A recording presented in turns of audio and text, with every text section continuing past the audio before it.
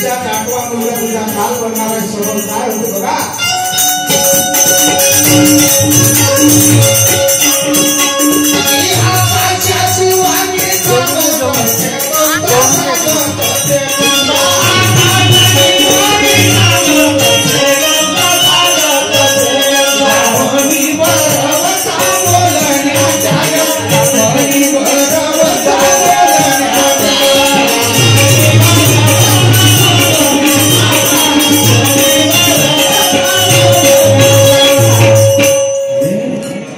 एवढा पैसा खर्च केला, एवढा मोठ्या थाटामाटानं बहिणीचं लग्न केलं आणि मोठ्या आनंदानं बहिणीची बिदागिरी करत आहोत. तिच्या काटवा मुलगा माझा काल बनणार आहे म्हणते. नाही, तिच्या वाचून काय फायदा नाही. हेच नाही नाही तर हिला मुलं कुठून होती. तेव्हा तो कंस काय करते. आगा घेऊन आखर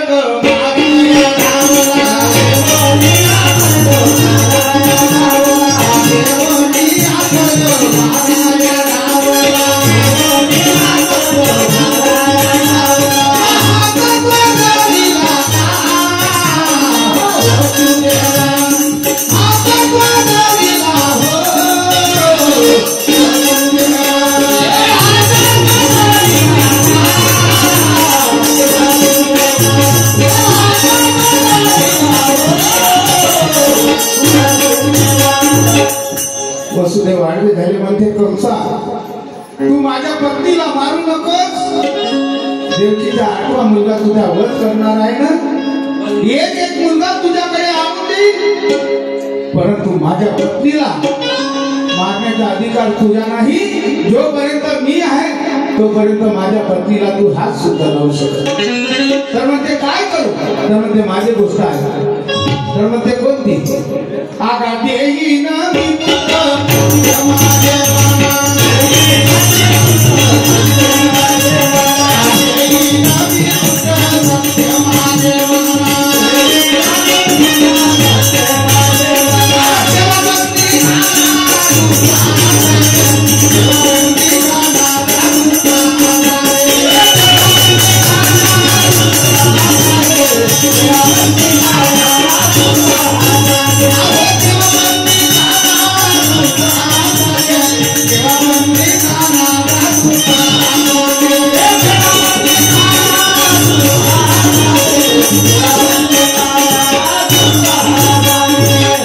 स्वतःच्या बहिणीला आणि स्वतःच्या भाकऱ्याला बंदी गृहामध्ये त्या कंसानं टाकलं.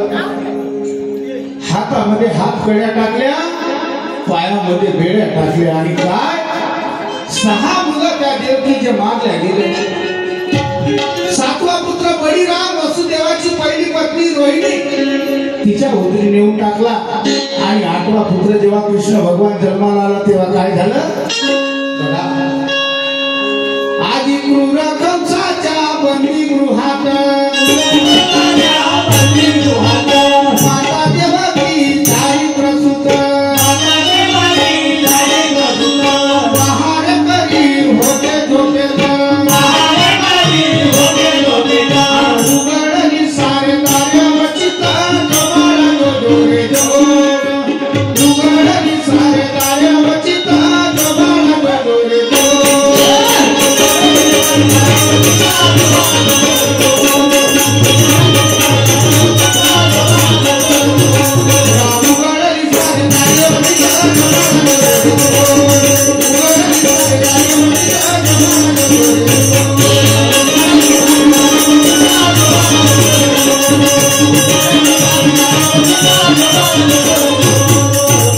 भगवंताची लीला करणं मोठं कठीण आहे. तो लाखेच्या फाक्याही करते आणि फाक्याच्या लाखेही करते. त्याच्यासाठी मनुष्याचं आचरण चांगलं असायला पाहिजे. माणसानं कधी कोणाला झुरू नये, कोणाचं वाईट चिंतू नये. जशी स्थिती आहे तशा परिचय, जशी आपली वेळ आहे तसं राहा, पण कोणाला कधी झुरू नये. हा कंस झुरत होता. माझ्यासारखा बलाढ्य कोणीच नको, सगळे माझ्या खालचं पाहिजे. अरे बाबा नाही. तेव्हा काय झालं. जेव्हा कृष्ण भगवान जन्माला आले पहारेकऱ्यांना आपोआप झोप लागली, बंदी गृहाचे दार आपोआप उघडले आणि तेव्हा काय वसुदेवाने काय केलं? आता वसुदेवाने संधी साधली, बाळाचा आपल्या संग घेऊन यमुना नदीवर आले। यमुना नदी दोन झड्या उतान भरली होती। वसुदेवाला वाटलं का मी कसा प्रवेश करू? वसुदेवाने कसला विचार नाही केला, इकडे जरी गेलो तर हा कंस माझ्या बाळाला सोडणार नाही, पण जे होईल ते पाहिलं जाईल। मी यमुना नदीतून प्रवेश केला। जेव्हा परमेश्वराच्या डाव्या पायाच्या अंगठ्याचा स्पर्श त्या यमुना नदीला झाला, काय झालं?